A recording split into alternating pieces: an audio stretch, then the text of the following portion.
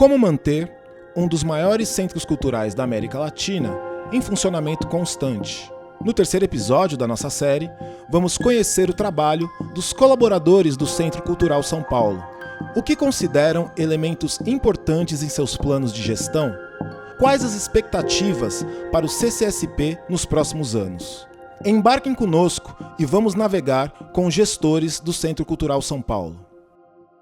Quando eu cheguei no Centro Cultural São Paulo, além de algumas curadorias terem sido extintas e a gente ter retomado, as curadorias também não tinham uma supervisão. Eu entrei ocupando esse lugar e eu entendi que, para além de entender de arte, de cultura, a gente precisava também entender das questões técnicas. Afinal de contas, o CCSP é um equipamento público, os processos de contratação artística são processos que são feitos de maneira transparente e tem toda a burocracia que a gente precisa entender. Então, entendi que eu precisava saber dessas coisas todas e fui estudar. E aí eu fui convidada para trabalhar no núcleo de projetos, que é o braço direito da diretoria do Centro Cultural, que é ali que é realizada todos os contatos institucionais. Trouxemos muitos eventos para cá, internacionais, através dessas parcerias institucionais. No núcleo de projetos, a gente trabalha com as parcerias, concessão de espaço, paga e não paga, que a cessão de espaço é muito importante para a nossa instituição, porque a gente consegue atrair verba para comprar equipamentos que não tem na nossa lotação ou alguma emergência. Então, assim, essas sessões onerosas, além de trazer eventos bacanas, você democratizar a utilização do espaço, né? Você pode trazer eventos privados para cá, que geralmente são bacanas, ou mesmo evento que tem a ver com a curadoria. A supervisão de produção é a área responsável por realizar tudo que é pensado pela programação. Seminários, oficinas, espetáculos, shows, diferentes perfis de programação, o agendamento dos espaços, um núcleo de planejamento e depois vem a área da coordenação técnica com as suas equipes técnicas, a área de cenotecnia, iluminação cênica, sonoplastia e projeção e imagem. Projeção e imagem porque compõe cinema, projeção em diferentes atividades como seminários e espetáculos. Aqui no Centro Cultural, as pessoas elas sempre querem programar para a periferia. A ideia da gestão, né, da Secretaria Municipal de Cultura é a periferia no centro. A periferia é preta. É muito importante que a comunicação ela também comunique para a periferia. Quando a gente fala de comunicar para a periferia, a gente não está dizendo empobrecer a comunicação, mas a gente está dizendo que a gente precisa tirar um pouco do elitismo que tem na comunicação das instituições. E foi isso que eu pensei em fazer quando eu assumi a supervisão de comunicação, de modificar a identidade visual, embora a gente tenha uma padrão e eu não possa mexer nisso, desde os conteúdos que a gente usa, desde a assessoria de imprensa até agora a supervisão de comunicação, tudo que eu faço como enquanto um corpo preto. Na comunicação não seria diferente. A comunicação que eu faço junto à minha equipe é uma comunicação antirracista. A supervisão de bibliotecas é composta por 3 bibliotecas, que é a Biblioteca Sérgio Millier, que é a coleção geral, a Gibiteca em Fio, especializada em quadrinhos, e a Biblioteca Luiz Braille, especializada em atendimento ao público com deficiência visual. Eu tenho funcionários efetivos, que são os concursados, e tenho também uma equipe de comissionados, e além de estagiários e jovens monitores. E são pessoas de várias formações, porque muita gente acredita que na biblioteca só trabalha bibliotecário, mas não, tem pessoas de outras áreas do conhecimento também, o que eu acho que é muito interessante, que propicia uma troca de conhecimento e vai somando. O perfil vai assim, eu tenho pessoas de 25 a 70 anos, que também é interessante para proporcionar essa troca da experiência com as novas ideias e tal. A ação cultural teve a sua função modificada no correr do tempo. Então, é uma parte estatutária do CCSP. Quando o CCSP foi fundado, já estava prevista uma ação cultural, mas as atribuições dessa supervisão foram se modificando e caminhando cada vez mais na direção de algo mais envolvido com a educação ou nessa interface educação e cultura, né, digamos assim. Boa parte das oficinas, dos ateliês, das visitas mediadas, né, tudo isso de alguma maneira fica majoritariamente contingenciado na ação cultural. Não que aconteça só na ação cultural, mas acontece mais na ação cultural. A pandemia foi um período muito desafiador, né, por si só. E também pra gente, eu olho como duas situações. A primeira situação, uma vivência dessa equipe de trabalho que era muito intensa, muito ágil e muito dinâmica. Quando houve essa pandemia e o fechamento do prédio, de maneira humana, a gente ficou doente, porque existiu uma queda, né, do envolvimento no trabalho, essa coisa de você trabalhar com espetáculo, trabalhar com gente, trabalhar com comunicação, trabalhar ligado à multidão, né, e aí de repente você se vê só. Foi muito triste, assim, ver o prédio vazio, assim,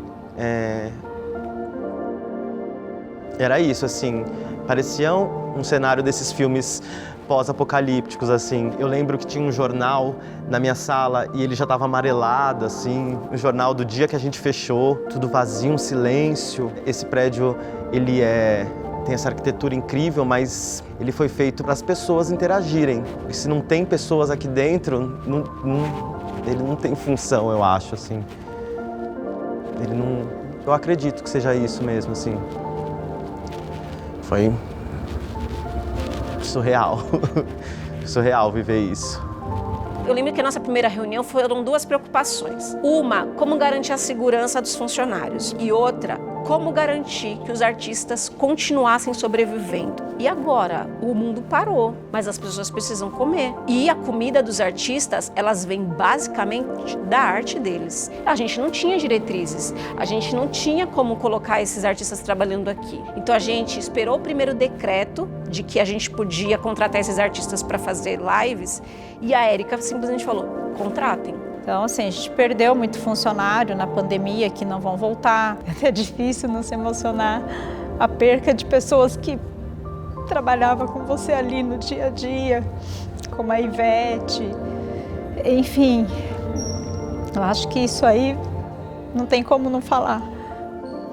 Tem esse impacto emocional que a gente carrega, mas também tem essa resistência em relação à situação de continuar e retomar as atividades, né?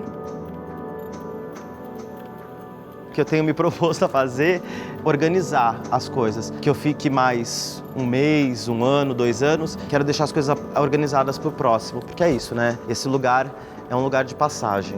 Então, queria que a minha passagem fosse uma passagem tranquila e organizada.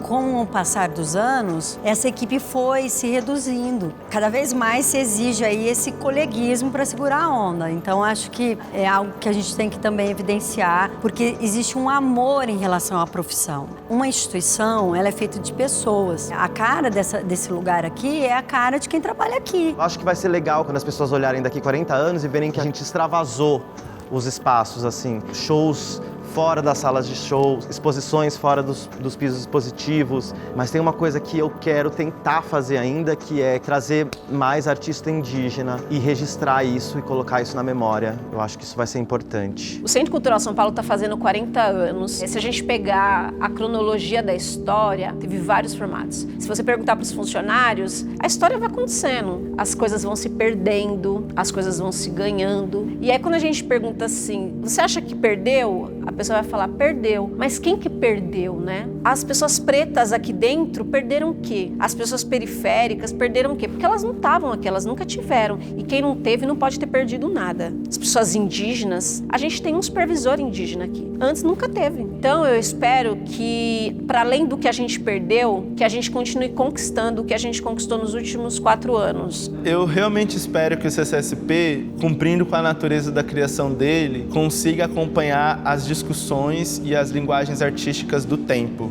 Performance, há 40 anos atrás, não era uma linguagem que estava reforçada do jeito que ela é hoje. O audiovisual hoje tem um destaque que não tinha 40 anos atrás. Então, daqui 40 anos, eu espero que o CCSP tenha mais condições de acompanhar os temas da cultura, os artistas, as linguagens do seu tempo, que sejam contemporâneas ao seu tempo, né? E digo de artistas também porque tem sido um esforço também de conseguir quebrar um pouco com um determinado circuito, né?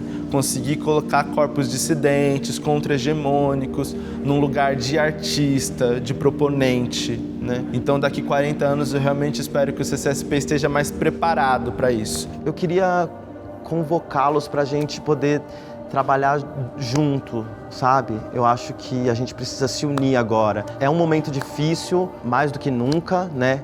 Passou por uma pandemia, a gente está nesse lugar, sabe? Esse lugar foi feito para resistir.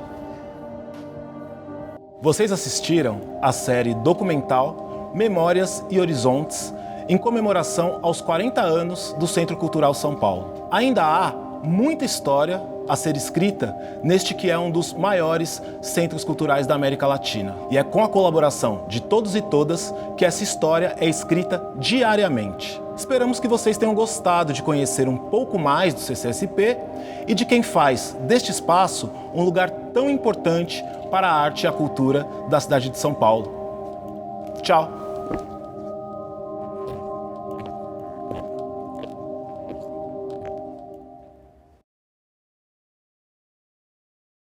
E eu adoro isso aqui.